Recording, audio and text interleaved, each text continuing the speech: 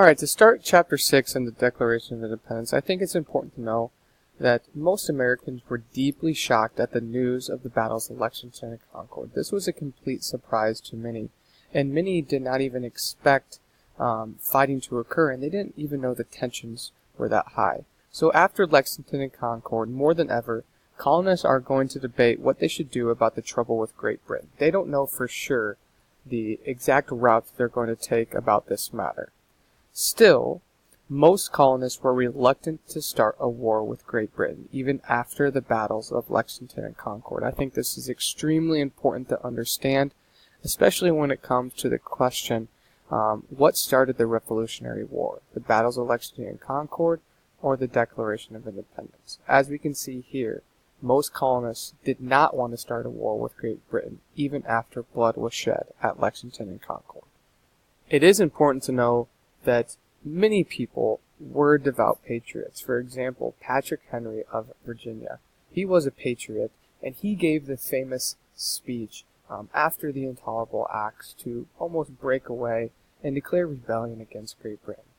He stated, "I know not what course others may take, but as for me, give me liberty or give me death."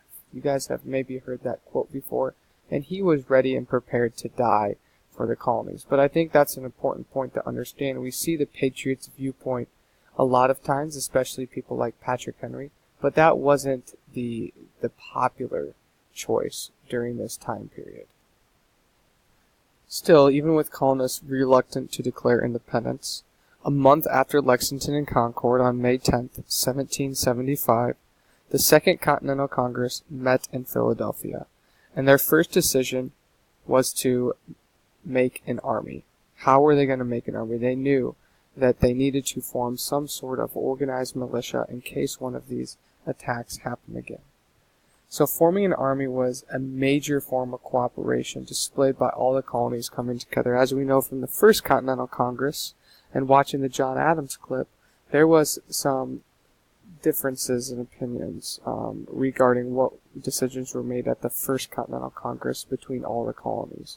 So this next step was a huge form of cooperation between the two. John Adams, of course, we know that he's going to be a big push for changes being made in the colonies. He proposed that Congress create a continental army made up of troops from all colonies. And they called it a continental army because it spread the whole continent, almost the whole North American continent, up to Massachusetts all the way down to Georgia. Adams also suggested that George Washington lead this army because of his experience in the French and Indian War. We know that many people already looked up to George Washington. He was a general during the French and Indian War. He had vast military experience, and he was just a great leader, and John Adams could see that in him, and that's why he proposed that he lead the Continental Army. The members of the Second Continental Congress all agreed with these suggestions and made Washington the military leader. Okay, so Washington became the military leader, and the army was called the Continental Army, and it was going to be made up of troops not just from Massachusetts, not just from New England, from all the colonies.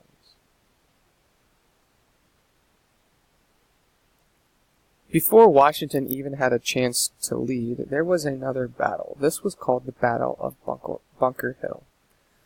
How this started was militiamen, so Minutemen, colonists, they dug into two hills and created forts overlooking Boston. And in Boston there was thousands of British troops. They dug in, these two hills were called Bunker Hill and Breed's Hill. The forts really worried the British General William Howe, the same person that attacked at Lexington and Concord, because it just was a safety hazard for his troops. And he ordered an immediate attack of these forts. Therefore, 2,000 British troops lined the base of Breed's Hill and started marching up almost directly in a line. So they were just kind of in a line in their red coats, and they were marching up Breed's Hill. The militiamen, the colonists, were ordered not to fire until you see the whites of their eyes. And that's a quote that was from the Battle of Bunker Hill, and maybe you've heard that before, until you see the whites of their eyes. So they didn't fire until they were super close. Once fired upon, the redcoat lines broke and they fell back in confusion. So these are kind of pretty straight lines. These were fairly easy shots for the militiamen, and they were at very close range. And that's why they wanted those shots to be at close range, so they would break up those lines fairly easily. If they shot from far away, obviously you had a greater chance of missing, and you want to break up those lines. And it takes about a minute to reload your gun during this time period. So more lines came, and more British troops fell. Eventually, though, even though the colonists were doing a very good job breaking up these lines, the colonists had to pull back because they ran out of supplies and the British took over the hill. They didn't have enough gunpowder, they didn't have enough ammunition, and therefore they had to pull back. So the British eventually took the hill. So overall, the British won but suffered many losses. And I think this is important to note just once again that this was 2 months after the battles of Lexington and Concord. This occurred in June 1775. And really the Continental Army had not even been established yet, and Washington didn't even have a chance to leave yet. More than 1,000 British troops were killed overall, about half of the troops that ended up taking the hill. This is kind of a photo depiction of the Battle of Bunker Hill. As you can see, the redcoats are lining up in a fairly straight line, marching up that hill, and they're not getting shot until they're getting pretty far up that hill, and you can see how easily the lines would break because of this.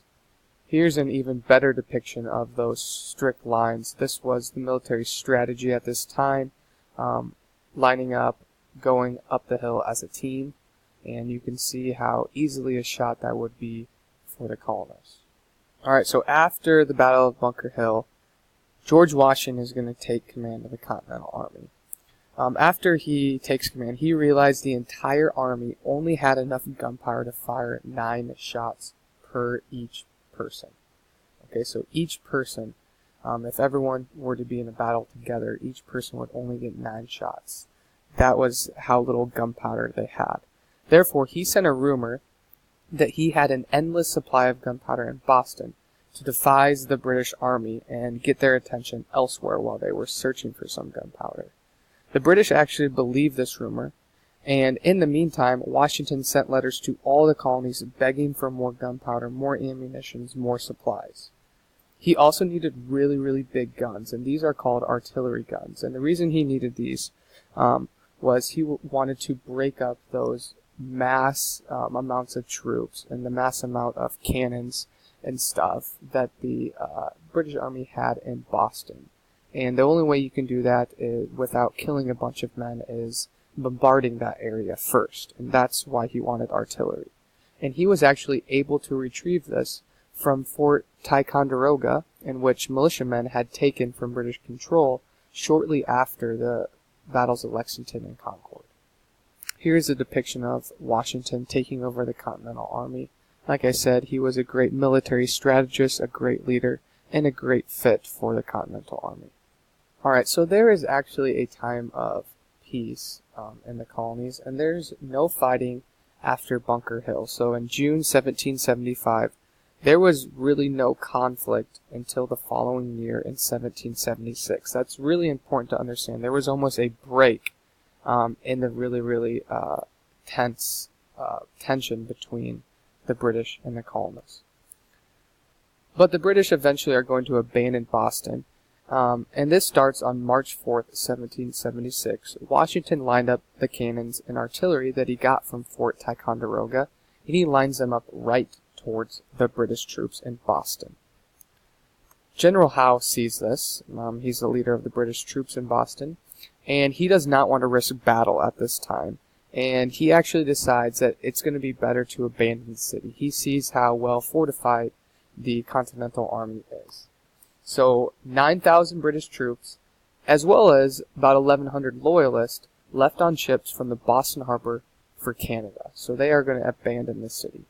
Some Americans even thought that this was the end of the conflict. But as you'll see in the other videos, this is only the beginning.